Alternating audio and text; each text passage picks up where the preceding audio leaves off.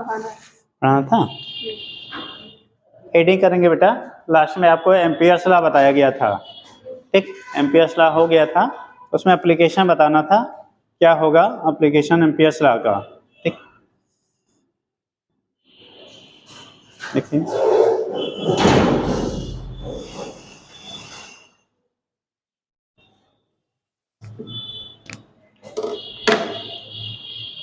Adding कर लीजिए, application of Ampere's law, जो लोग नहीं थे वो लोग कर लीजिए, application of Ampere's law.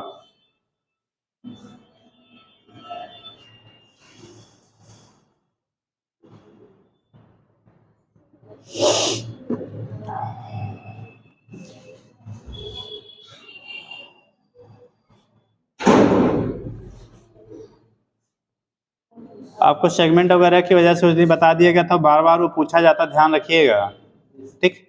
Different current element की वजह से जो आपको फील्ड के लिए बोला गया था, फील्ड हो गया, सोलेनॉइड की वजह से सोलेनॉइड वगैरह हो गया था ना, ठीक।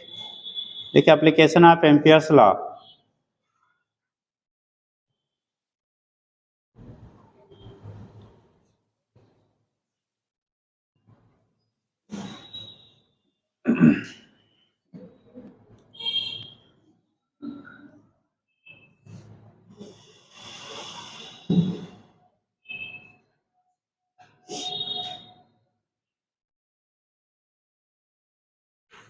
सोलेनॉइड और टोरॉइड को हटा ही दिया गया था,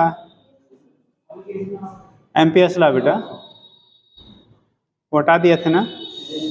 नेक्स्ट लिखिए, एक सेकंड बेटा, अलग अलग जगहों पे कोई बुक लाया है, साइड बुक किसी के पास, एनसीईआरटी या कोई भी हो? हाँ, एक मिनट देखो है कि हटा दिया है।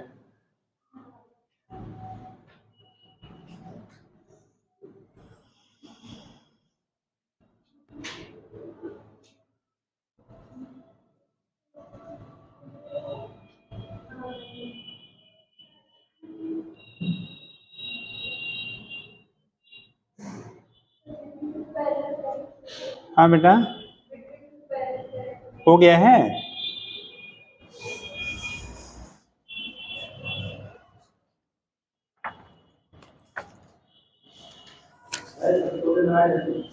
सोना तो बता दिया था बेटा।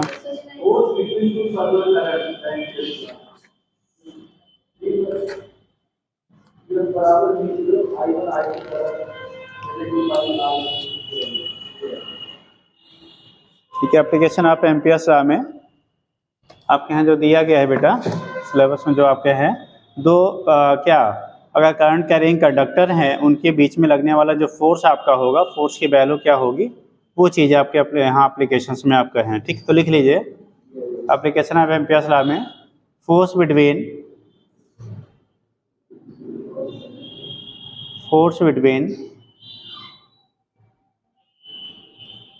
Two current carrying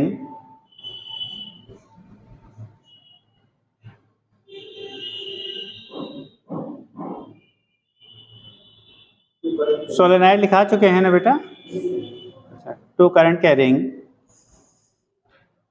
force between two, parallel लिखा है कि नहीं, two parallel current carrying conductor का लेना, two parallel current carrying conductor, two parallel current carrying conductor,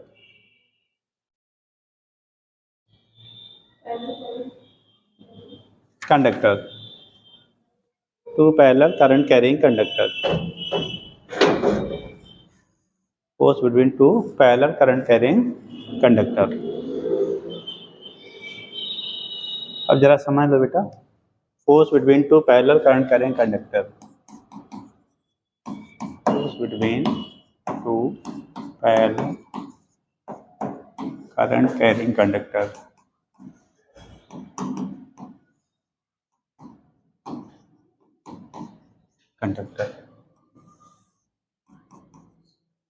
force between two parallel current carrying conductor, अगर दो करंट कैरिंग कंडक्टर हैं तो उनके बीच लगने वाला फोर्स क्या होगा, force between two parallel current carrying conductor. Suppose that ये दो कंडक्टर हैं बेटा, अब इसमें करंट की डायरेक्शन हम लोग जो प्रूव कर रहे हैं, जो सेम वाला ले रहे हैं, अभी अपोजिट करेंगे तो केवल इंट्रैक्शन फोर्स बदल जाएगा, आपका डायरेक्शन बदल जाएगा, ठीक।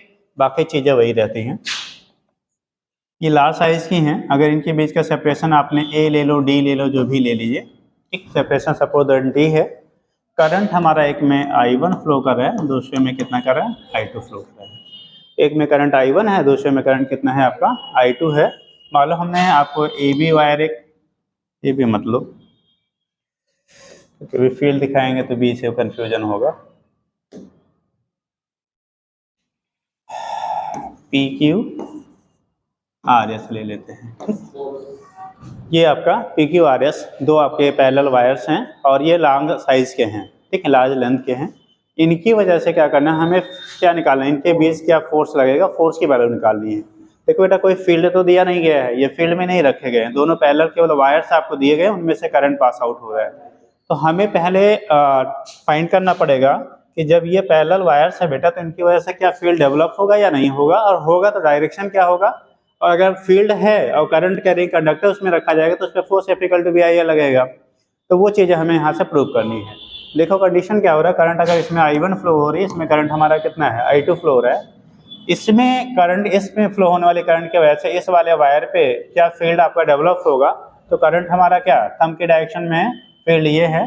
तो यहाँ पे जब आप लेंगे, देखो डायरेक्शन किधर है, अंदर की तरफ, यानी इस पे जो फील्ड डेवलप होगा इस वायर की वजह से, सपोज दैट यहाँ डेवलप होने वाला फील्ड V1 है और उसका डायरेक्शन आपका इनवर्ड होगा, ठीक।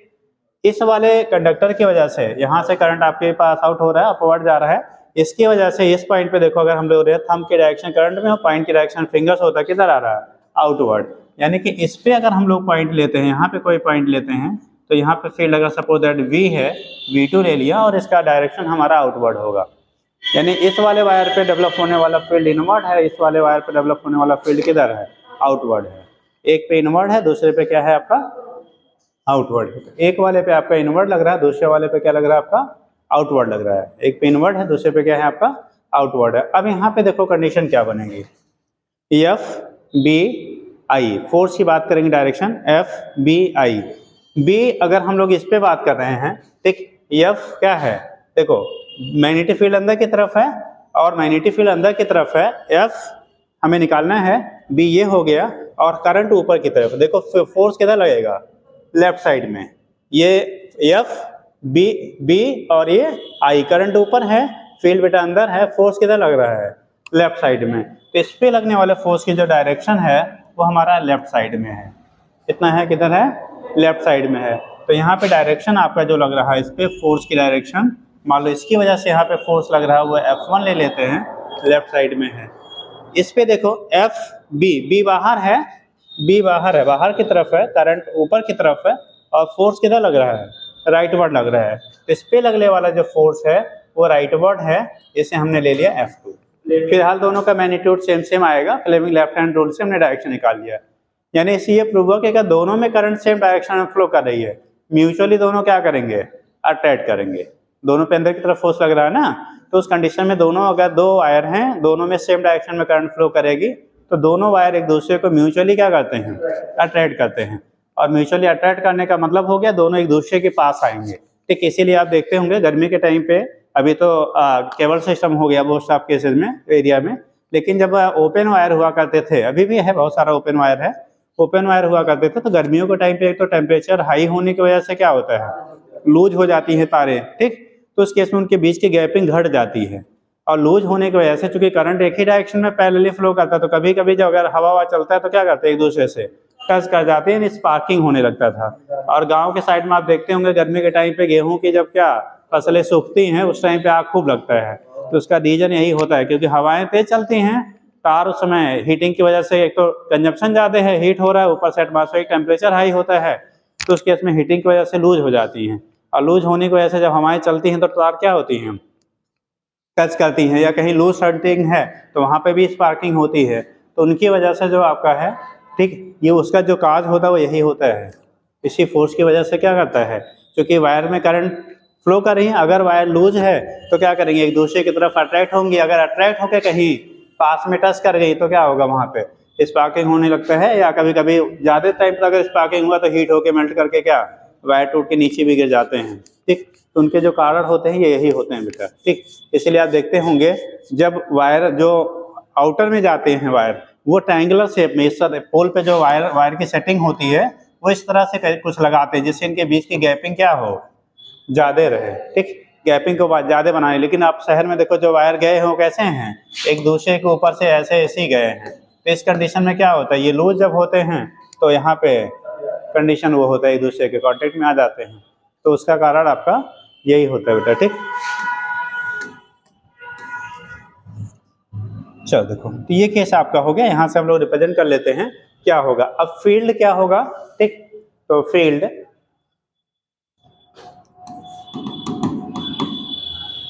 On wire RS due to current flowing in wire PQ। Current ऐसे कर लो, current I1 flowing in wire PQ, current I1 ठीक फ्लोइंग इन वायर किसमें, PQ में जो आपका करंट I1 फ्लो हो रहा है उसकी वजह से आपका यहाँ पे क्या होगा, फील्ड की वैल्यू कितनी होगी। तो B1 की वैल्यू हम लोग निकालेंगे। बताओ भैया, बायो-सावर्ट लॉ, ये इनफाइनाइट लेंथ ऑफ वायर हम लोग लेते हैं, कैसा लेते हैं, इनफाइनाइट लेंथ ऑफ वायर लेते थे। तो उसकी वजह से फील्ड के लिए फार्मूला क्या पड़ा था, मैग्नेटिक फील्ड अगर आप निकालते थे तो बी के लिए फार्मूला क्या आता था, म्यू नॉट अपान 4 पाई 2I/r, या हम लोग म्यू नॉट अपान 2 पाई I/r ले लेते थे। तो r की जगह पे हर सेपरेशन क्या ले लिया, d ले लिया। तो ये हो जाएगा बेटा mu naught upon 2 pi I/ कितना d। डायरेक्शन किधर बेटा, इनवर्ड है, प्लेन के परपेंडिकुलरली इसमें इस वाले पे इनवर्ड है। ठीक, तो ये कंडीशन B1 की वैल्यू म्यू नॉट अपान 2 पाई I/d इनवर्ड डायरेक्शन आपका हो गया। ठीक, अब फोर्स, अगर सपोज दैट हम लोगों ने लेंथ कितना ले लिया, L लेंथ लिया इसका। ठीक, तो फोर्स ऑन वायर RS, ठीक, फोर्स ऑन वायर RS, ठीक, ओवर लेंथ कितना L, force acting on wire RS on length L। ठीक, हम लोगों ने फार्मूला पढ़ा है बेटा F = BIL sin थीटा। याद करो, फोर्स जो लगता है किसी कंडक्टिंग वायर पे अगर मैग्नेटिक फील्ड में रखा गया है तो उस पर लगने वाला फोर्स होता है F = BIL sin थीटा। तो यहाँ से F की वैल्यू लिखेंगे, उस पर हम लोगों ने F1 लिखा है ना, F1 की वैल्यू होगी B1 की जब B की जब B1, I की जगह कितना है उसमें current I2 into L into देखो साइन कितना आएगा, फील्ड अंदर है करंट इधर की तरफ है तो उनके बीच का एंगल कितना 90 डिग्री। ठीक, अरे भाई फील्ड अंदर की तरफ करंट इधर की तरफ तो दोनों के बीच का एंगल कितना हुआ 90 डिग्री के, तो साइन 90। ठीक, साइन क्या हो गया बेटा 90। अब B1 की वैल्यू ऊपर से पुट कर लो, म्यू नॉट अपान 2 पाई I1, ये I1 था बेटा, I1 by d into I2 into L into sine 90 value कितना हो गया 1, साइन 90 वैल्यू कितना हो गया 1, ये I2 है बेटा। तो इसी को सिंपली हम लोग लिख लेते हैं बेटा mu naught upon 2 pi I1 into I2 into d into by d into L। ठीक, ये F1 है, ये टोटल फोर्स इस पे L लेंथ पे लगने वाला है। तो हम लोग फोर्स पर यूनिट लेंथ निकालते हैं, यूनिट लेंथ पे कितना फोर्स लगेगा। सो फोर्स पर यूनिट पढ़ लेंगे ना, लेंथ ऑन वायर RS, इसकी वजह से जो आएगा F डैश की या F की वैल्यू आएगी, जिसे F ले लिया जाएगा हम लोग। ठीक, तो इसकी वैल्यू आएगी F1 बाई कितना L, और यहाँ से L से डिवाइड करेंगे तो L कैंसिल, ये L है बेटा, L कैंसिल हो जाएगा, और जब N कैंसिल आ जाएगा तो ये वैल्यू आपकी आ जाएगी यह कि म्यू नॉट अपान 2 पाई I1 I2 अपान d। डायरेक्शन होगा टूवर्ड्स वायर, किधर टूवर्ड्स वायर, किसकी तरफ PQ, लेफ्ट साइड में है ना वायर। ऐसे सेम हम लोग निकालेंगे बेटा जब इस पे लगने वाला field similarly field tick at point क्या ऑन पॉइंट किस पे पी क्यू वाले पे जो फील्ड की वैल्यू निकालेंगे due to current in R S, इसकी वजह से निकालेंगे तो ये आएगा mu not upon 2 pi I two by D आएगा। कितना आ जाएगा आई टू बाई डी। और फोर्स जब निकालेंगे तो B two into I one, यहाँ पे करंट कितना है I one into L into sine 90 ले लेंगे। सेम ऐसे मैग्नीट्यूड जो आएगा वो सेम सेम आएगा। ठीक, तो ऐसे लिखेंगे सिमिलरली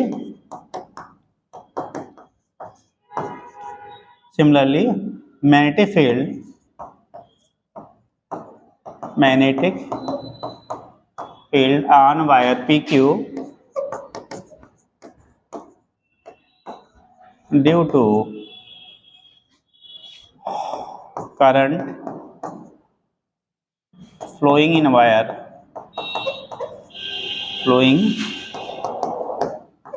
wire किसमें आर एस। करंट लिख लो I2, यहाँ लिख लो current I2 flowing in wire R S. तो इसकी वजह से आपका B2 मिलेगा बेटा, B2 की डायरेक्शन आएगी म्यू नॉट अपान कितना 2 पाई I2 अपान डी। डायरेक्शन किधर है आउटवर्ड है, डायरेक्शन क्या है आउटवर्ड है। अब चाहे इतना नोट कर लो तो फिर बताएं कि बता दे पहले करिए, ये समझ गए ना। तो कहानी बहुत नहीं लिखा रहे हैं, अभी लास्ट में जब पूछा जाता है लिखा देंगे। स्टेटमेंट वही बनता है, if current in same direction then they mutually attract each other and if current in the opposite direction then they repels each other.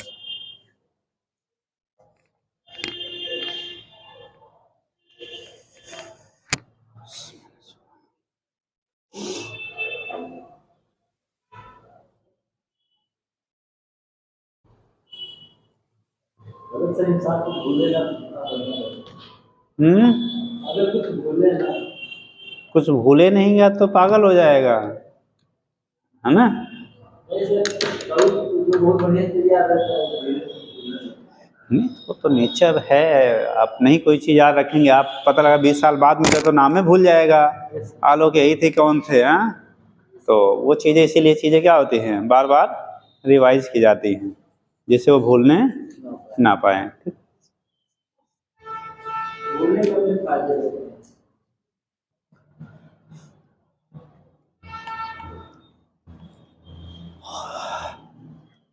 अगर आप कोई चीज़ भूलोगे नहीं तो लाइफ में अच्छी और बुरी दोनों चीज़ें होती हैं। अब किसी ने आपको मान लो कभी मार दिया डांट दिया तो रोज़ आप याद करोगे, रोज़ आपके वो गुस्सा आएगा, है ना।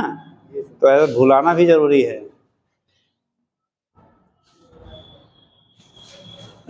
लेट क्यों हो गई बेटा? हैं? घर से आ रही हो? अच्छा, यहाँ पे रहती हो फिलहाल, आज गांव से आ रही हो? कल संडे था, जल्दी करो। हाँ बेटा, हट जाए।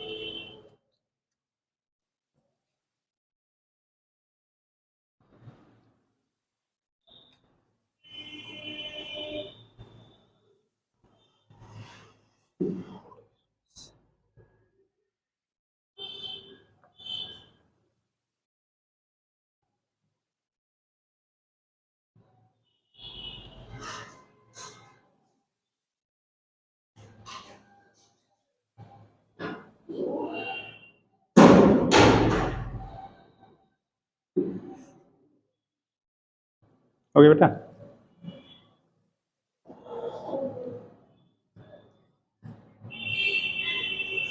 इसका सेंसर ठीक है वो।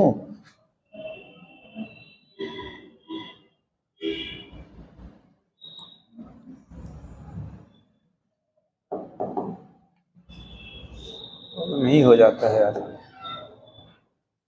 नीचे लिखेंगे फोर्स एक्टिंग ऑन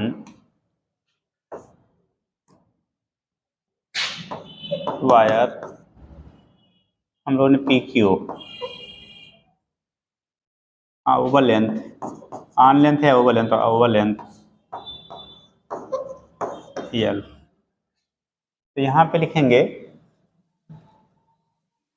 ठीक, एफ की जो वैल्यू आएगी बेटा, इसको हम लोगों ने F2 से रिप्रेजेंट किया है। किससे रिप्रेजेंट किया है? F2 से। F2 की वैल्यू जो आएगी यहाँ पे फील्ड कितना है? B2 into I1 into L into sign. Angle यहाँ पे फील्ड ऊपर की तरफ, करंट इधर की तरफ, तो दोनों के बीच का एंगल कितना आएगा? 90 डिग्री। तो कंडीशन B2 की वैल्यू भी हमारा न्यूमेरिकली आया है mu naught upon 2 pi I2 by D into L into sine 90 लिखेंगे 1 आ जाएगा। ठीक, तो इसको भी इंटू I1, ठीक।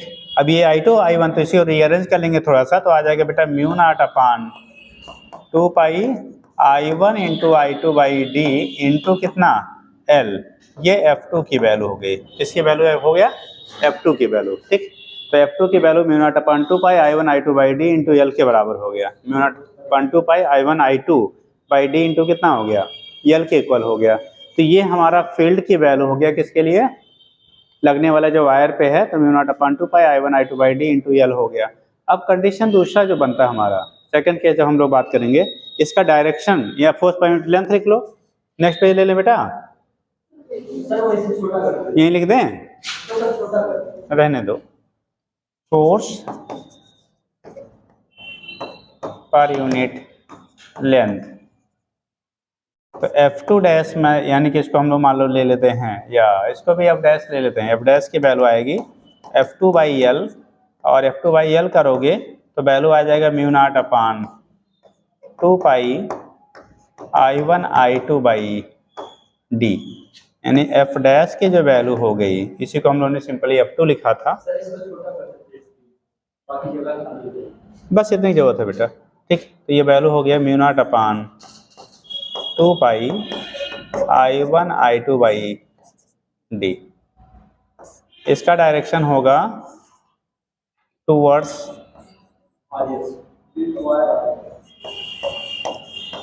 वायर आर एस, ठीक। इसको यहाँ एफ डैश या एफ डैश कर लेते हैं, हमने जो यहाँ से दिखाया उसी टर्म में।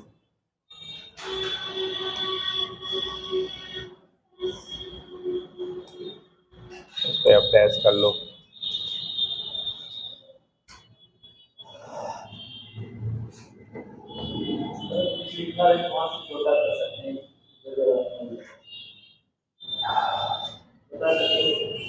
हो गया? क्या बता रहे भैया?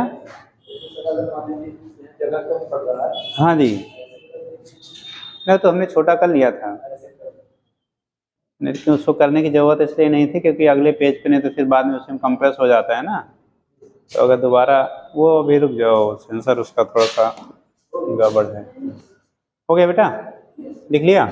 यहीं लिख लीजिएगा, दैट इज, नीचे करके, that is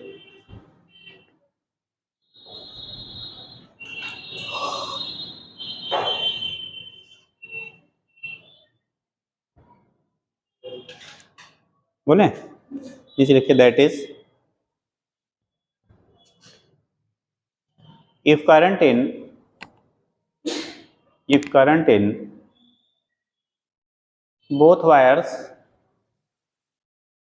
if current in both wires are in, current in both wires are in, इसमें same direction,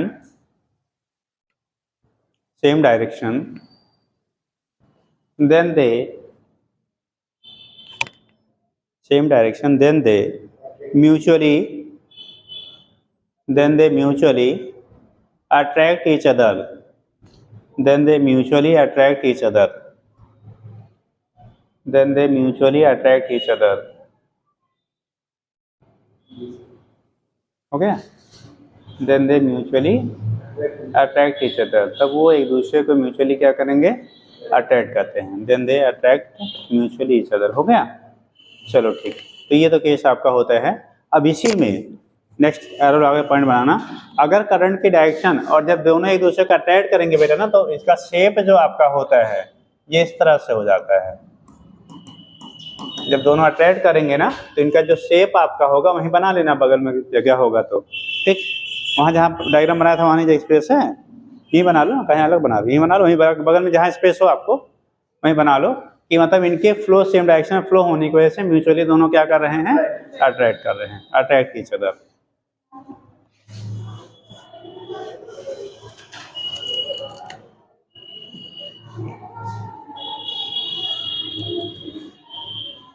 हो गया? Then they mutually attract each other.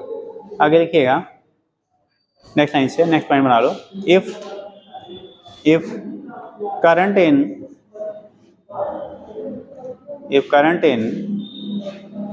opposite direction, in both the wires,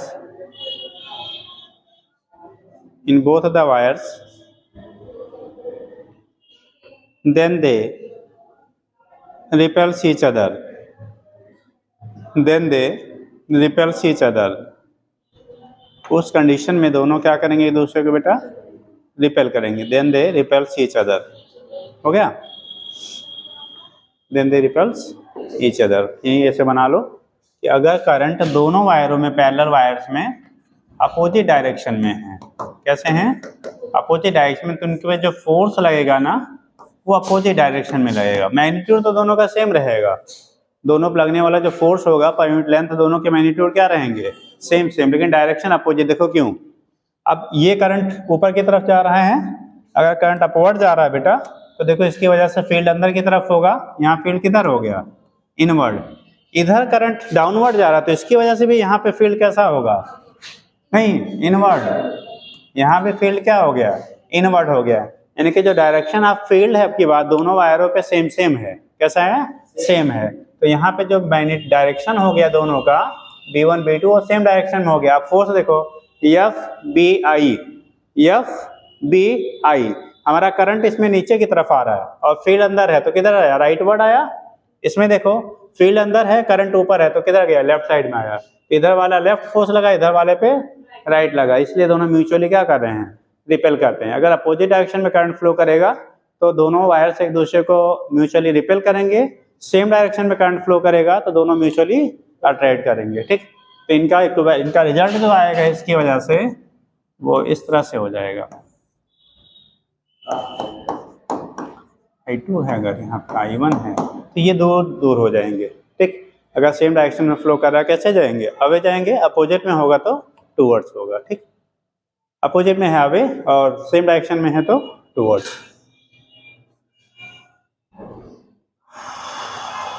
कितना हो गया बेटा?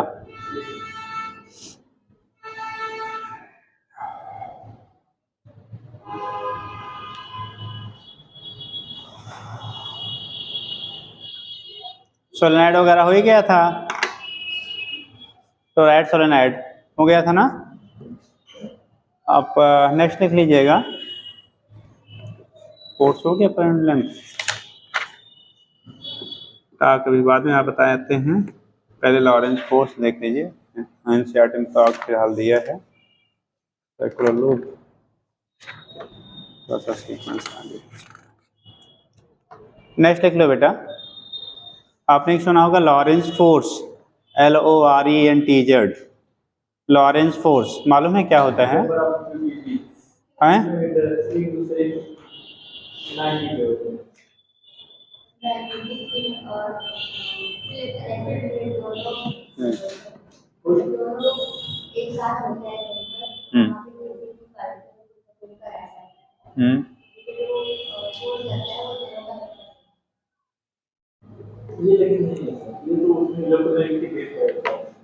नहीं नहीं, जो लॉरेंज फोर्स है वही होता है बेटा। किसी भी कोई भी अगर हमारा क्या है चार्ज पार्टिकल है, ऐसे रीजन से पास आउट हो जहाँ पे इलेक्ट्रिक और मैग्नेटिक फील्ड दोनों पास आउट हो रहे हों, दोनों अप्लाई हो रहे हों, प्रेजेंट हों, तो उस कंडीशन में उन पे लगने वाला मैग्नेटिक फोर्स और इलेक्ट्रिक फील्ड की वजह से इलेक्ट्रिक फोर्स जो उस पर डेवलप होगा, उन दोनों का जो रिजल्टेंट उस पर फोर्स रहेगा, दोनों के वेक्टर सम के बराबर होता है। दोनों के वेक्टर सम के क्या होगा, बराबर होगा। उसी को टर्म देते हैं लॉरेंज फोर्स। ये चीज़ बात अलग है, हम लोग वहाँ भी पढ़ते हैं जहाँ पे electric field magnetic field wave में दोनों जनरेट होती हैं मूविंग किसी चार्ज पार्टिकल की वजह से, ठीक। तो यहाँ पे उसी को हम लोग टर्म देते हैं बेटा लॉरेंज फोर्स कह लेते हैं। क्या बोलेंगे उसे, लॉरेंज फोर्स कहते हैं। तो हेडिंग कर लो लॉरेंज फोर्स, देखिएगा बोले ठीक ना। If A charge Q, if a charge Q is, if a charge Q, हाँ हेडिंग कर लो Lorentz, LORENTZ, LORENTZ, Lorentz force, LORENTZ, Lorentz force.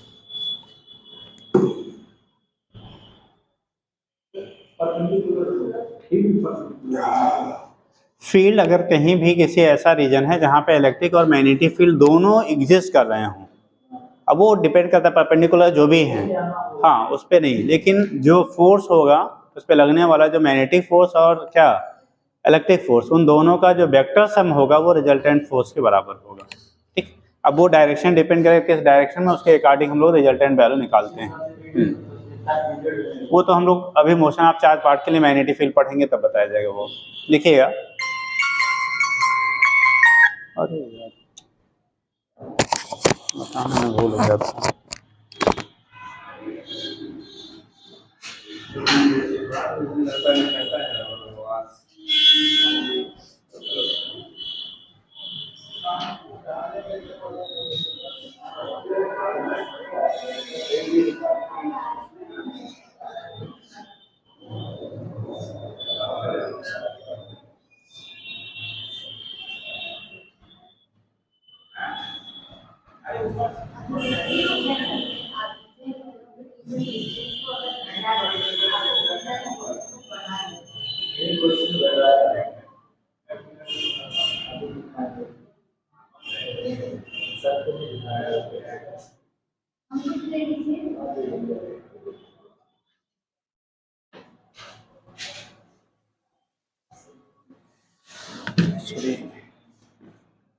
जिन दिन क्लास यहाँ का नहीं होता वो सैटरडे वो क्या कहता है 3 बजे क्लास होता है, और भी पहले हमारा था 2 दिन बाद क्लास, वो फिर से रीअरेंज हुआ तो मैंने बताना भूल गया। आपके बाहर खड़े हुए हैं, एक्चुअली गेट भी बंद है शायद। चलो देखो, अरे बेटा वो क्लास नहीं नहीं, अरे वो हमारे यहाँ सेंटर पे लॉरेंज फोर्स, ठीक। तो यहाँ पे कंडीशन लिखिएगा, क्या लिख रहे बेटा, if A charge Q is moving with velocity, if a charge Q is moving with velocity v, with velocity v, enters in a region, enters in a region in which, enters in a region in which electric field E and magnetic field B, electric field E and magnetic field B both are, magnetic field B both are present, both are present, both are present, देखिएगा, it experiences, it experiences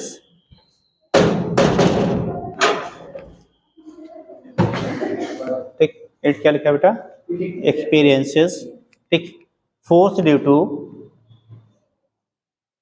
force due to both field, due to both field simultaneously, force due to both field simultaneously,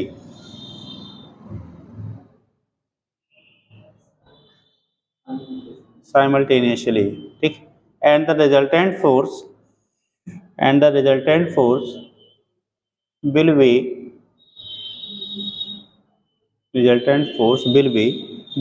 be equal to ऐसे कर लो, will be equal to vector sum of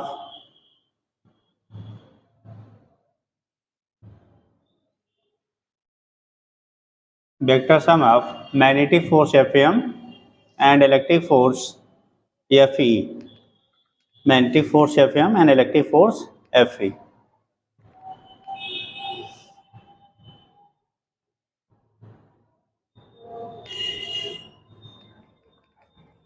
तो F की जो value resultant आएगा बेटा वो F M plus किसके बराबर होगा, एफ ई के बराबर होता है। रिजल्टेंट फोर्स जो होगा F M plus F E के क्या हो जाएगा, इक्वल हो जाएगा, ठीक। ऐसे जो हम लोग लिखते हैं तो एफ एम की वैल्यू होता है क्यू वी क्रॉस वी, और एफ ई की वैल्यू होता है आपने पढ़ा हुआ क्यू इंटू ई। तो ये हो जाएगा बेटा क्यू वी वी क्या साइन थीटा और प्लस क्यू इंटू ई। अगर मैग्नीट्यूड के टर्म में लिखते हैं Q V V sine theta, unit vector लगा दो, ठीक, इंटू क्यू इंटू ई। तो यहाँ से हम लोग रिजल्टेंट फोर्स जो आपका लगने वाला चार्ज पार्टिकल पे होगा उसको डिटरमाइन करते हैं, ठीक। अब एक चीज होगा, अगर थीटा की वैल्यू 90 हो तो एफ एम की वैल्यू की भी हो जाएगा, और अगर थीटा की वैल्यू 0 हो गई, मान लो मैग्नेटिक फील्ड में फील्ड के डायरेक्शन में जा रहा है तो उस पर कोई मैग्नेटिक फोर्स एक्सपीरियंस नहीं करेगा, ठीक। तो उस चीज़ को हम लोग ध्यान रखेंगे कि अगर आपका वहाँ पे है तब तो काम करेगा, अदरवाइज नहीं। तो उसी के बेस पे आपको पॉइंट लिख लेते हैं, तो नीचे लिख लीजिएगा।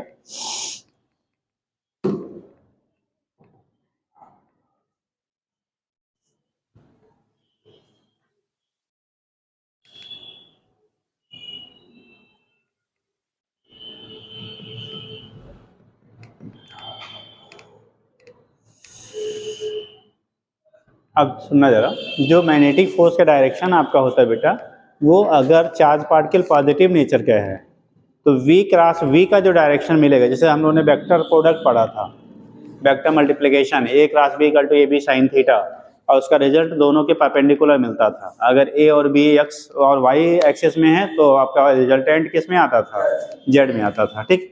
तो ऐसे ही v और v का जो प्रोडक्ट होगा, ठीक, वो हमारा डायरेक्शन ऑफ एफ एम का देगा। मैग्नेटिक फोर्स का डायरेक्शन v क्रॉस v के डायरेक्शन में होगा। अगर चार्ज पॉजिटिव है और चार्ज निगेटिव होगा तो v क्रॉस v के अपोजिट डायरेक्शन में होगा, यानी direction of magnetic force F M, ठीक है, will be in the direction of v cross v, ठीक। किसमें, v क्रॉस v का जो डायरेक्शन होगा उसके डायरेक्शन में होगा। अगर पॉजिटिव चार्ज है और निगेटिव होगा तो v क्रॉस v का जो डायरेक्शन मिलेगा उसके अपोजिट डायरेक्शन में आपका एफ एम की डायरेक्शन होती है। और जो इलेक्ट्रिक फोर्स आपका होता है एफ ई, वो हमेशा चार्ज पार्टिकल अगर पॉजिटिव है तो फील्ड की डायरेक्शन में, चार्ज पार्टिकल निगेटिव है तो फील्ड के अपोजिट डायरेक्शन में। क्या रहेगा, मतलब चार्ज पॉजिटिव है तो फोर्स जो होगा इलेक्ट्रिक फील्ड की डायरेक्शन में होगा, अगर फोर्स निगेटिव है तो इस पे जो एफ ई होगा वो फील्ड के अपोजिट डायरेक्शन में होगा। यहाँ पे अगर फोर्स यानी चार्ज पॉजिटिव है तो v क्रॉस v का जो डायरेक्शन मिलेगा, मतलब दोनों के परपेंडिकुलर, उस डायरेक्शन में आपका फोर्स मिलेगा एफ एम। और अगर ये निगेटिव नेचर के है तो v क्रॉस v का जो डायरेक्शन मिलेगा उनका जो उनके दोनों के परपेंडिकुलर, उसके क्या होगा, अपोजिट डायरेक्शन में होगा। जैसे आउटवर्ड है प्लेन के तो उस समय फोर्स अगर निगेटिव होगा चार्ज तो अंदर की तरफ चला जाएगा, और अगर पॉजिटिव है तो अगर आउटवर्ड मिल रहा है तो आउटवर्ड ही रहेगा, यह रहेगा। तो इस तरह से हम लोग डिटरमाइन कर लेते हैं यहाँ से। तो इसी को हम लोग टर्म देते हैं बेटा लॉरेंज फोर्स। तो डायरेक्शन लिखवा दें, याद रहेगा, हैं, लिखवा दें, लिख ले बेटा, लिख, पॉइंट बनाओ, इसमें से नीचे एरो लगाओ। The direction of magnetic force, the direction of magnetic force is same as v cross v, same as direction of v cross v, same as, क्या लिखा है, the direction of magnetic force is same as v cross v, जो v cross v का direction होगा। If charge is positive, if charge is positive and opposite to v cross v, positive and opposite to v cross v, opposite to v cross v, opposite to v cross v, if charge is negative, charge negative है तो opposite direction में होगा, charge positive होगा तो उसकी direction में होगा। Charge positive है तो उसकी डायरेक्शन में, चार्ज नेगेटिव होगा तो उसके अपोजिट डायरेक्शन में होगा। ठीक, तो ये केस आपका होता है। यहाँ से हम लोग डिटरमाइन कर लेते हैं क्या होगा कैसे होगा, उसके बेस पर रिप्रेजेंटेशन हो जाता है। हो गया। वाइल लिख लीजिएगा, while the direction of electric force, direction of electric force is in the direction of field, is in the direction of electric field if charge is positive, if charge is positive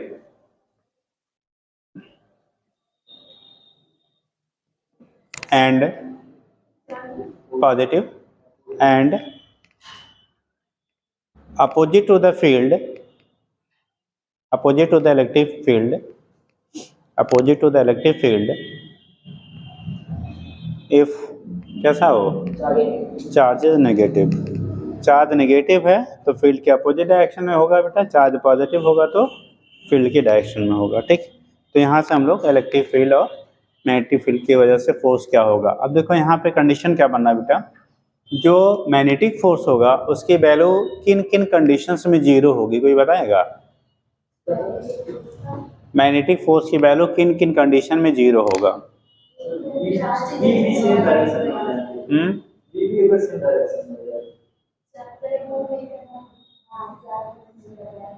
और मतलब अगर एक तो condition हो गया charge rest में हो, magnetic field में अगर चार्ज बेटा रेस्ट में है तो उस पर कोई मैग्नेटिक फोर्स एक्सपीरियंस नहीं करेगा।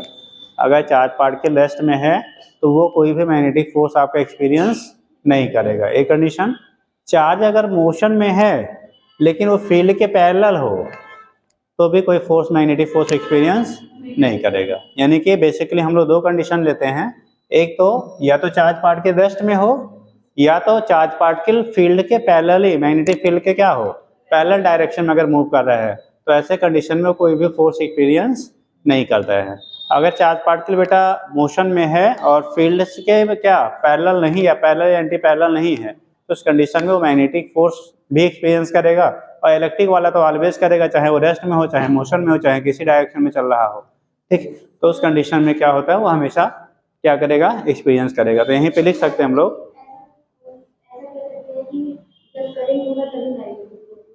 क्या बेटा क्या कह रही है? खड़े होके बोलो, खड़े होके बोलो जी। करंट फ्लो होता है, इलेक्ट्रॉन फ्लो की वजह से करंट फ्लो होता है जी, तो यानी कि इलेक्ट्रॉन मूविंग पार्टिकल है जी, इलेक्ट्रॉन मूविंग नहीं, इलेक्ट्रॉन मूव कर रहा है वहाँ, हाँ तो वहाँ पे मूव कर रहा है, इसी वजह से फोर्स लगेगा, मैग्नेटिक फोर्स लगेगा। वो भी तब लगेगा जब अब क्या पैरेलल और नॉन पैरेलल ये कंडीशन यानी थीटा 0 और 180 ना हो तब। ठीक, मतलब वो भी कंडीशन होनी चाहिए, चार्ज पार्टिकल मोशन में हो और वो मैग्नेटिक फील्ड के डायरेक्शन में ना। क्या चीज? अरे magnet north pole south pole अभी हम लोग फिलहाल आगे पढ़ेंगे, या तो मैग्नेटिज्म। ठीक, तो एक नॉर्थ पोल होता है, दूसरा साउथ पोल होता है। आपका जो फील्ड होता है वो नॉर्थ से निकलता है और साउथ पे क्या करता है आपका इंटर करता है। इनसाइड जो फील्ड हो, इनसाइड जो होता है वो साउथ टू कहाँ जाता है, नॉर्थ जाता है। ठीक, तो ये कंडीशन आपका हो गया फील्ड का। अब इसमें अगर कहीं रखोगे, हाँ ये फील्ड जो जनरेशन हो रहा है ये हम लोग जो कंसीडर करते हैं बेटा ना कि जो आपको मैग्नेटिक मटेरियल होते हैं, ठीक, मैग्नेटिक मटेरियल को जब एक्सटर्नल मैग्नेटाइजिंग फील्ड में रखते हैं तो वो मटेरियल मैग्नेटाइज हो जाता है। क्या होगा, मैग्नेटाइज, यानी कि उनके डोमेन के जो डायरेक्शन आपकी होती है, अभी जब आगे चैप्टर पढ़ेंगे तो डिटेल में पढ़ाएंगे ना, आधा घंटा उसमें चला जाएगा। मतलब याद रखना कि वहाँ पे डेवलपमेंट होने का जो कारण होता है, जो हमारे मैग्नेटिक मटेरियल होते हैं उनमें जो डोमेन्स आपके होते हैं उनके शिफ्टिंग या डायरेक्शन में चेंज होने की वजह से होता है। हाँ, तो अभी जब आगे पढ़ेंगे तो वहाँ बताएंगे, नहीं तो पता लगा कि हम लोग तो क्या कहते हैं वो लाइन से दूसरी लाइन पे चले जाएंगे, है ना, टाइम ज़्यादा चला जाएगा। तो ये कंडीशन वहीं पॉइंट करके नोट कर लो बेटा। क्या लिख लिया आपने? ये हो गया था। आगे लिखिएगा द मैग्नेटिक फोर्स, आगे यार पॉइंट लगाओ नेक्स्ट लाइन से, the magnetic force acting on the magnetic force acting on the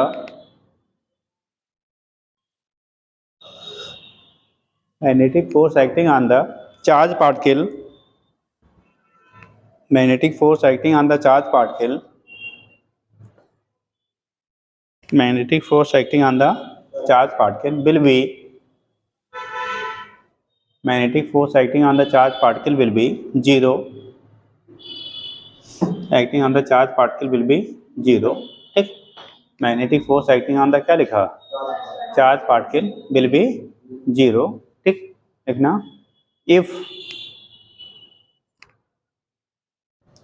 ए कर लो, इफ ए करो, चार्ज पार्टिकल, इफ चार्ज ए करना, charge particle is in rest inside magnetic field, यानी V की value क्या हो बेटा, V इक्वल टू जीरो हो। V की जो वैल्यू है वो क्या हो, अगर जीरो है तो उस कंडीशन में उस पर कोई मैग्नेटिक फोर्स क्या होगा, नहीं लगेगा, यानी कि if V equal to zero तो Fm की जो वैल्यू होगी वो जीरो हो जाएगी। सेकंड बनेगा बेटा, second if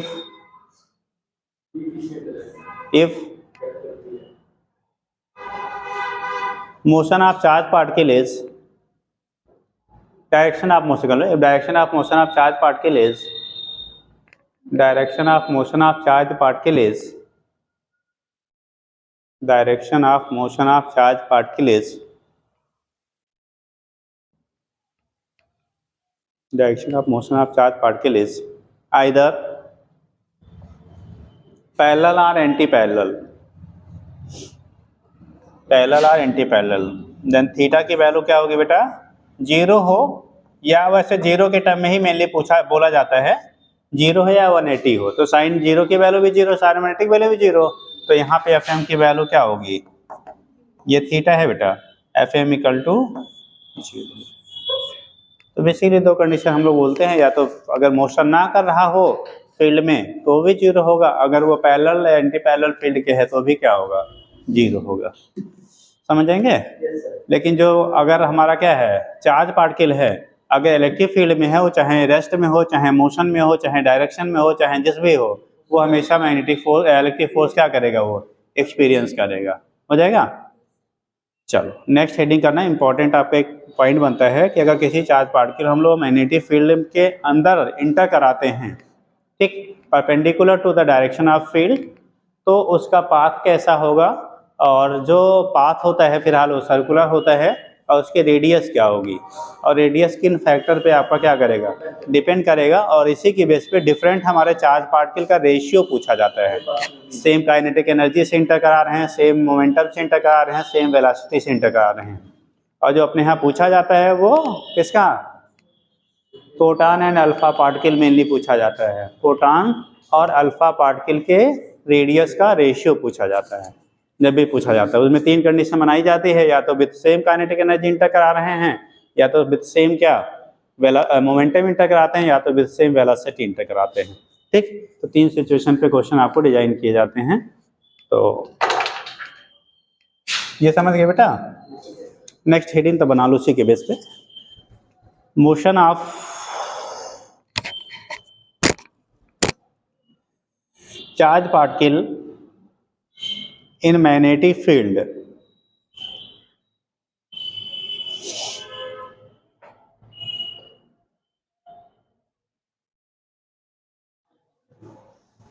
motion of charge particle in magnetic field,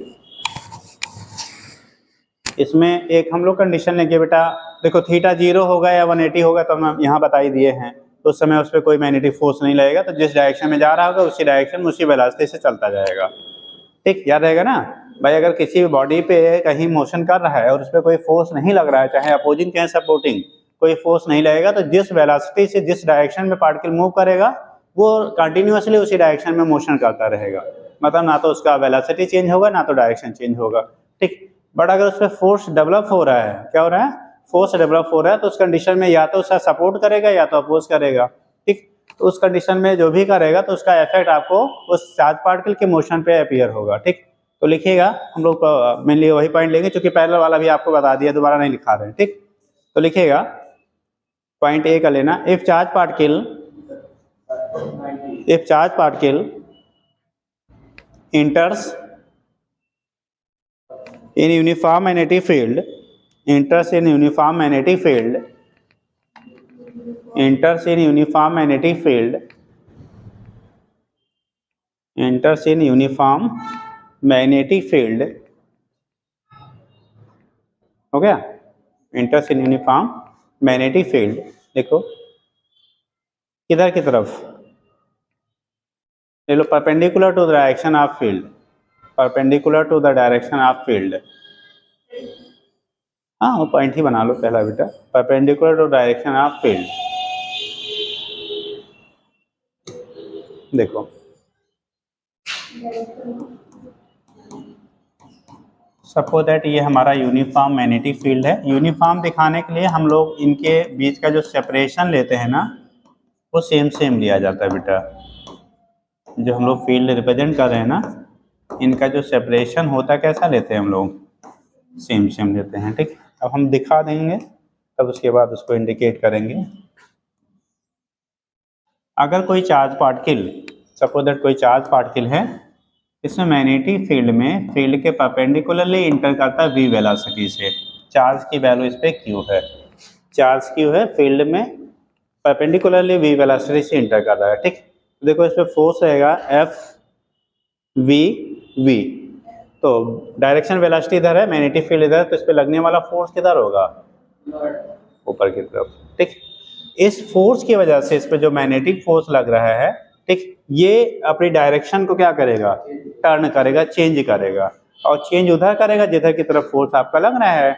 तो अगर ये फोर्स ना लगता तो ये सीधा सीधा चला जाता, बट इस फोर्स की वजह से क्या कर रहा है, इसका डायरेक्शन आपका पॉइंट टू पॉइंट बेटा चेंज होता रहेगा। और उस कंडीशन में जैसे यहाँ पहुंचा, देखो एफ बी वी, वेलोसिटी ऊपर की तरफ है और फील्ड अंदर की तरफ है, तो ये लेफ्ट साइड में रहेगा। यानी कि इस फोर्स की वजह से आपका जो चार्ज पार्टिकल है एक सर्कुलर पाथ पे, किस पे, एक सर्कुलर पाथ पे आपका मूव करेगा। इसका जो पाथ होता है वो सर्कुलर हो जाता है बेटा। इसकी वजह से जो पाथ होता है सर्कुलर, अगर ले लिया हमने रेडियस ऑफ जो सर्कुलर पाथ है, सपोज दैट जो रेडियस ले रहे हो कितना ले लिया हमने, आर ले लिया। ठीक, अब कंडीशन क्या है, चार्ज पार्टिकल क्यू है, सपोज दैट इसका मास एम है, मास कितना चार्ज पार्टिकल का, एम मास का कोई चार्ज पार्टिकल इसमें एंटर किया, तो उस कंडीशन पे उस पर जो फोर्स आपका लग रहा है क्या रहेगा, जो फोर्स की वैल्यू होगी वो मैग्नेटिक फोर्स एफ एम लगा। लेकिन एक चीज आपने पढ़ा था बेटा, सर्कुलर मोशन, याद आ रहा है कुछ, कोई भी पार्टिकल अगर सर्कुलर पाथ पे मूव करना है या उसको मूव कराना है तो उस पर हमेशा एक सेंट्रीपिटल फोर्स की रिक्वायरमेंट होती है। For moving any particle on a circular path, ये क्या, centripetal force will be always needed, and this centripetal force in this condition is provided by क्या, एफ एम। यहाँ पे जो सेंट्रीपिटल फोर्स की रिक्वायरमेंट होगी तो उस कंडीशन में उसको कौन प्रोवाइड करेगा, मैग्नेटिक फोर्स। चूंकि वेलोसिटी वेक्टर और एफ एम दोनों एक दूसरे के परपेंडिकुलर है, इसलिए इसका दो पैसा पाथ कैसा हुआ, सर्कुलर हुआ। तो लिखिएगा, लिखना, when a charge particle, when a charge particle q, when a charge particle q enters in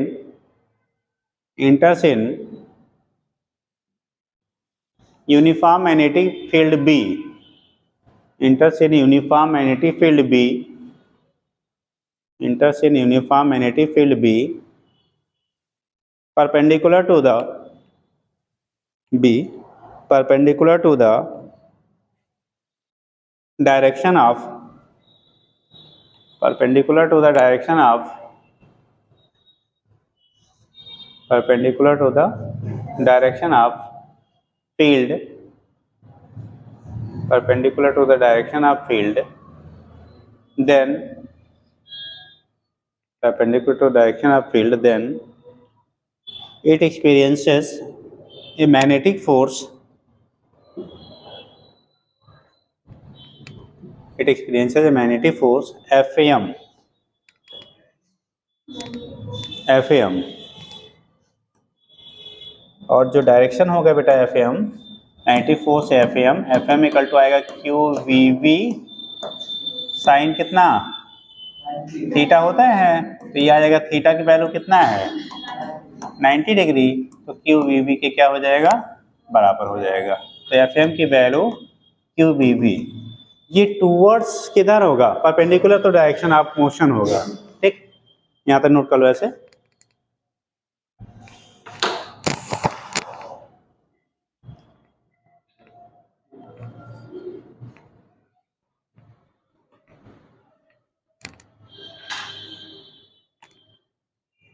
हो गया लिखना।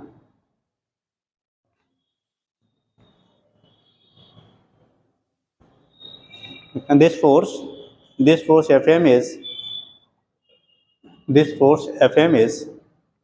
perpendicular to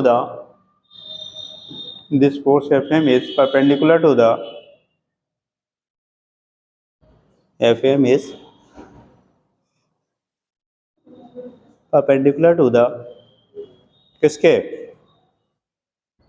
ऐसे ले, perpendicular to the direction of motion of charge particle, direction of motion of charge particle. So underline कर लेना, charge particle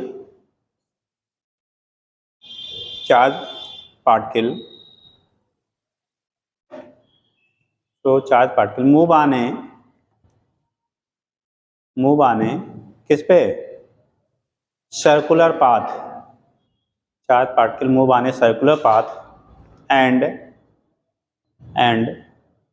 the necessary centripetal force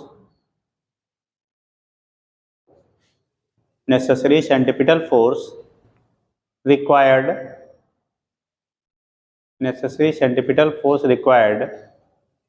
for motion of charge particle, necessary centripetal force required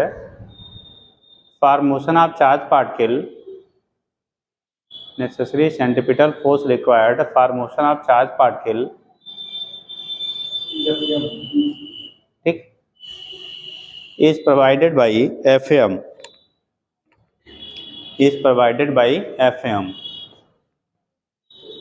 हो गया, नीचे लिखना is provided by FM। ठीक, नीचे लिखना, यानी कि जो FC की वैल्यू होती है FM प्रोवाइड करेगा, तो नीचे लिखना इफ रेडियस ऑफ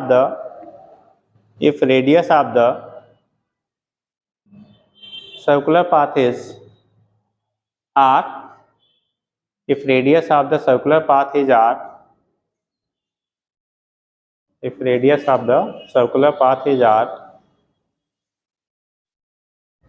जो सर्कुलर पाथ है उसका रेडियस कितना है बेटा R, देन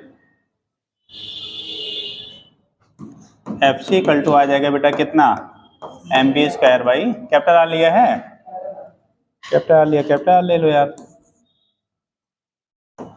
R। इसे बनाइए question second, from equation first and second, FC और FM दोनों क्या होगा बराबर होगा। ठीक, तो ये आएगा FM इक्वल टू FC, तो आएगा QVB equal to mv square by बेटा R। देखो यहाँ से एक भी क्या होगा कैंसिल हो बेटा, हमें R की वैल्यू निकालना, तो बार बार स्मॉल आ रहा है यार, वहीं बदल लें क्या,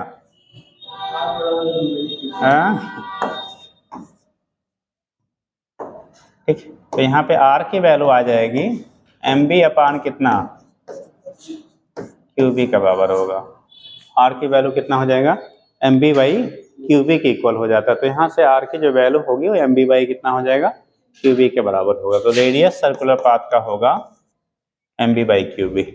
अब mv बराबर होता है P, अगर इसी को हम लोग मोमेंटम और एनर्जी के टर्म में अगर कन्वर्ट करना चाहें, किसके टर्म में, मोमेंटम और एनर्जी के टर्म में कन्वर्ट करना चाहें, तो उसी को हम लोग रिकन्वर्ट कर लेते हैं बेटा। ठीक, तो यहाँ पे नोट कर लो,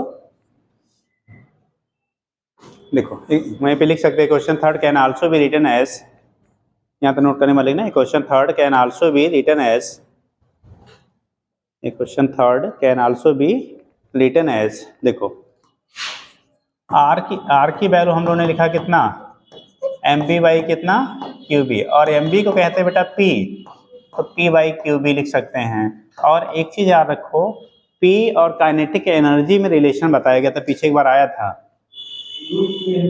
2√k(m), एम या इंटू के, ठीक। काइनेटिक एनर्जी जो होता है 2k इंटू एम के बराबर होता था, तो उसी के जगह पे हम लोग लिख सकते हैं 2k इंटू कितना, एम बाई क्यू बी, ठीक। इसे लिख सकते हैं √2ke इंटू एम बाई कितना, यहाँ ई कंफ्यूज करेंगे आप थोड़ा सा, हम यहाँ ई हटा दे रहे हैं, कलेक्टिव फील्ड ले लीजिए, 2k इंटू एम बाई कितना हो जाएगा बेटा, क्यू बी के बराबर हो गया, 2k into M by Q B के बराबर हो गया। एक चीज ये हो गया, और इसी के अगर हम लोग एक रिलेशन और पढ़ते हैं, काइनेटिक एनर्जी कोई चार्ज पार्ट के अगर मूव कर, अगर पोटेंशियल डिफरेंस दिया गया है, क्या दिया है, पोटेंशियल डिफरेंस, तो काइनेटिक एनर्जी अगर बी पोटेंशियल के अक्रॉस उसे मूव कराते हैं तो K equal to Q into V, वहाँ वी पोटेंशियल डिफरेंस होता है। एक बार उस पर भी पूछ लिया गया था कि अगर पोटेंशियल जो अप्लाई किया जाए वो आपका वी के बराबर हो, और ठीक चार्ज क्यू है, तो 2q into V into M by Q B, यहाँ पे लिख लेंगे वेर कौन क्या है, एम क्या है, mass of charge particle, V, यहाँ वी वेलोसिटी क्या है, velocity of charge particle, Q charge on charge particle, और क्या है यहाँ पे, एम मास लिख लिया है, के P momentum,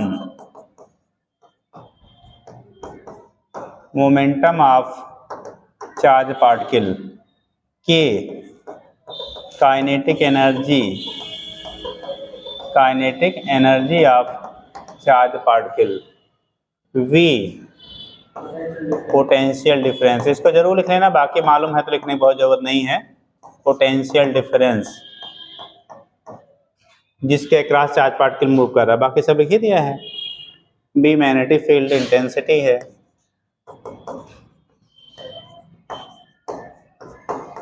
magnetic field intensity, magnetic field लिख लो, इतना हो जाएगा। तो इसके बेस पे बेटा हम लोग निकाल लेते हैं क्या होगा कैसे होगा, निकल जाता है। अब जब चार्ज पार्टिकल सर्कुलर पाथ पे मूव करेगा तो उसके मोशन को एक साइकिल कंप्लीट करने में कुछ टाइम लगेगा ना, तो टाइम पीरियड पूछा जाता है, ठीक। जल्दी करो, यहाँ तो नोट कर, तो बोले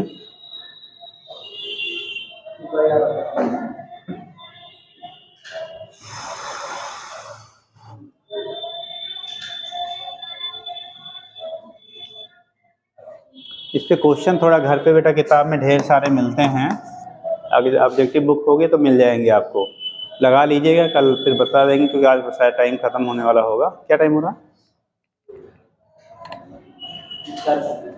हो गया, चलिए तब वो लिख लीजिए, देखिए हो गया बेटा, ये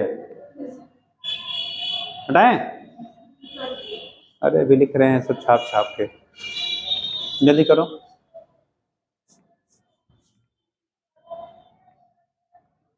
जो मालूम है उसको लिखना जरूरी नहीं हो, तो हमने जो अब क्या परफेक्ट है नहीं उसमें गड़बड़ होना है तो उसको लिखने की जरूरत नहीं है। जैसे यहाँ कन्फ्यूजन वी और वी में था, कहीं ये दोनों सेम मत कर देना, ठीक। बाकी चीज़ें तो नोन हैं। हो गया, लिखिएगा time period of charge particle,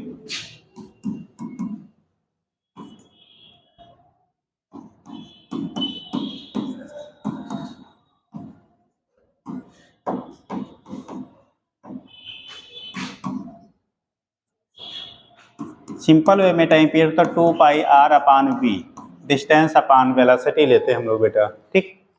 2 pi are की वैल्यू है बेटा कितना, M B by Q B upon V, ये बी भी कैंसिल होगा तो आ गया 2 pi into M by Q into B.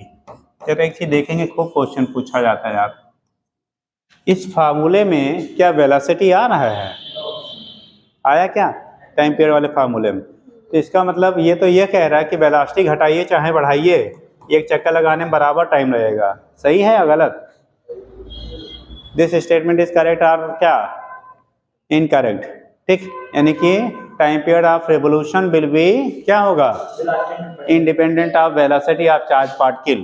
ठीक, तो नीचे लिख लीजिएगा यहीं पे, that is time period, that is time period will be independent of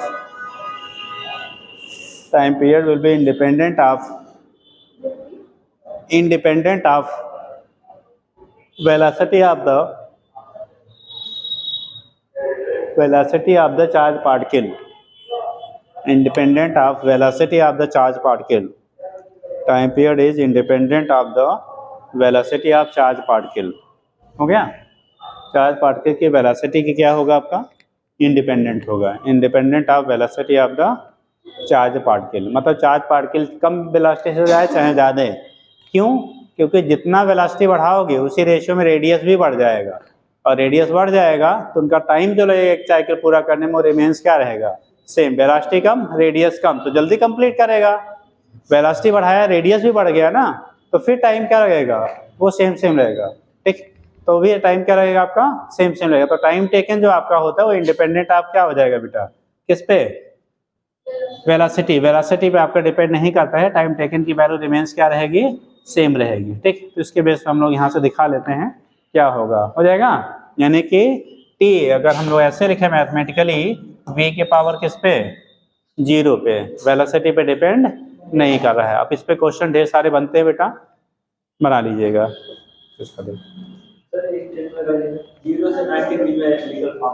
हाँ 0 से 90 के बीच में जाएगा, ये दिखाएंगे। हाँ, अभी कल बताएंगे। हेलिकल बनेगा, तब पाथ जो होगा वो हेलिकल हो जाएगा। अगर